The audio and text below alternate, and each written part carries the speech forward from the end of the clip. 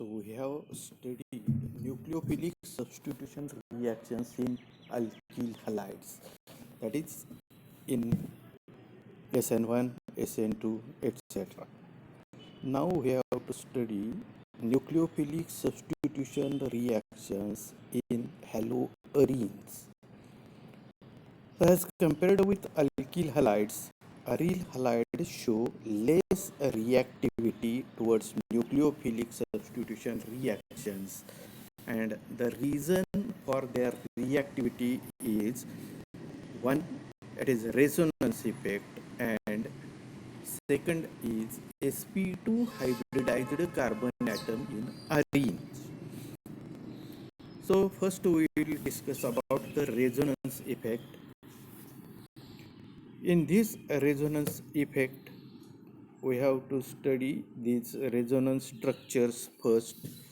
So halogen atom here is attached to aromatic ring.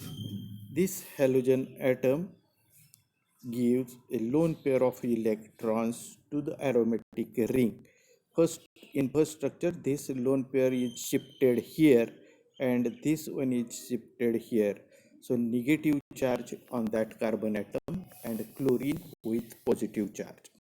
In the second resonance structure, this negative charge is converted into double bond and this double bond into a lone pair. Now in this structure, negative charge to this gets converted to double bond and this double bond to lone pair. Now this negative charge to here double bond and this double bond to lone pair. So these are resonance structures which gives idea regarding the resonance effect. So resonance structures 2, 3 and 4 here shows double bonds.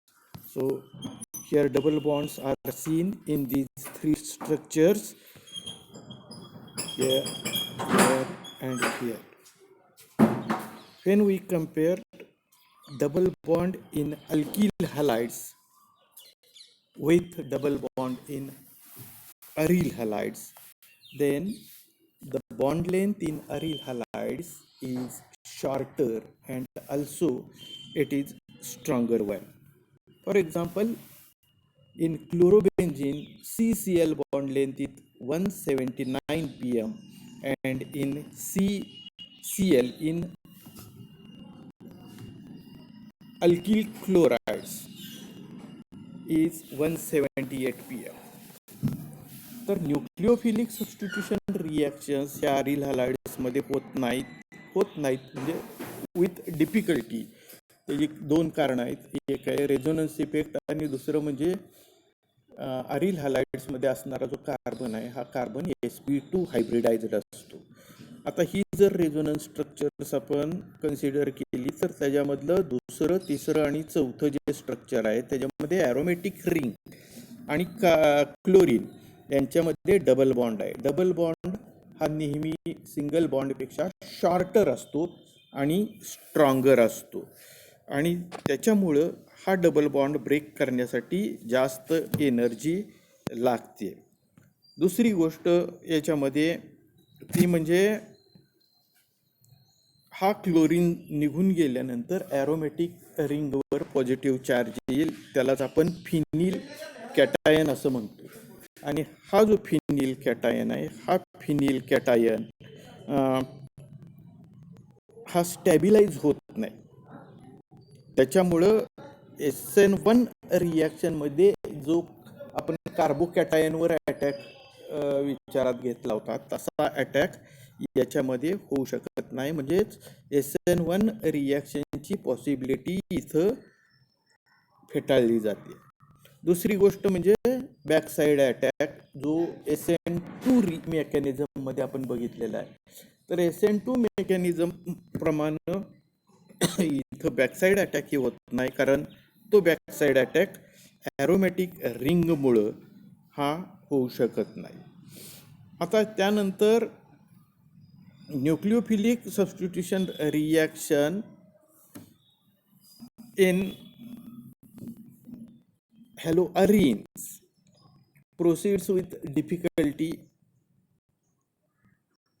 but if certain groups are present at certain positions, then the attack or substitution can take place.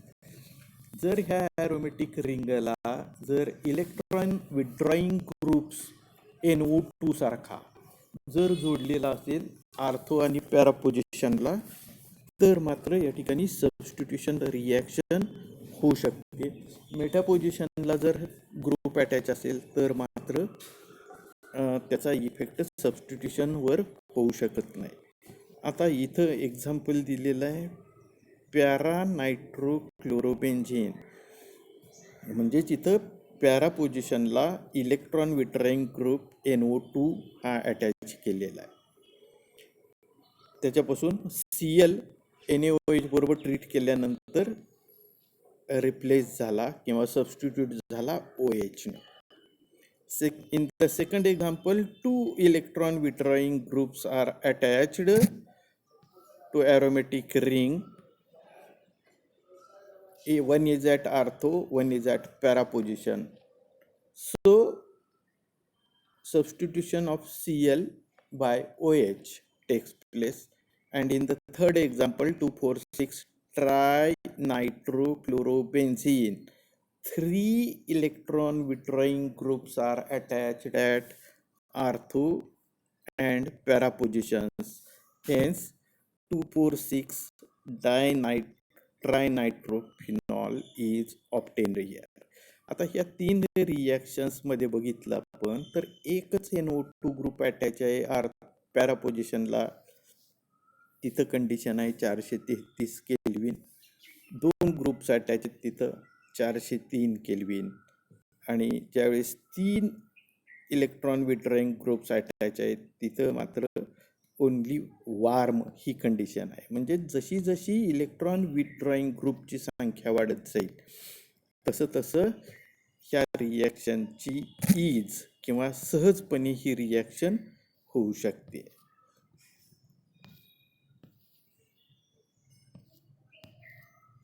आता याच्यामधला हा पुढचा भाग बघूया आपण की electron विड्रॉईंग group जर या ठिकाणी पॅरा पोझिशनला जोडलेला असेल तर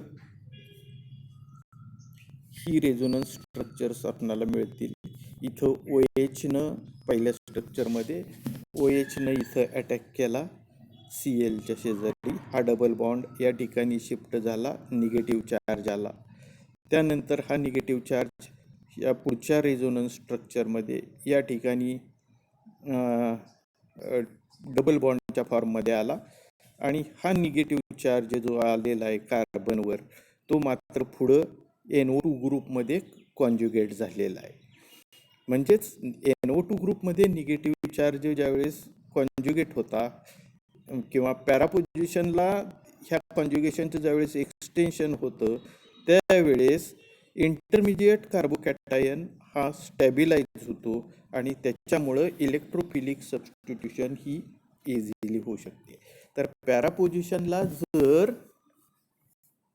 इलेक्ट्रॉन विड्रॉईंग ग्रुप असेल तर न्यूक्लिओफिलिक सबस्टिट्यूशन का होऊ शकते ह्याचं रिझन आपणाला ह्या रेझोनन्स स्ट्रक्चर्समध्ये मिळतं.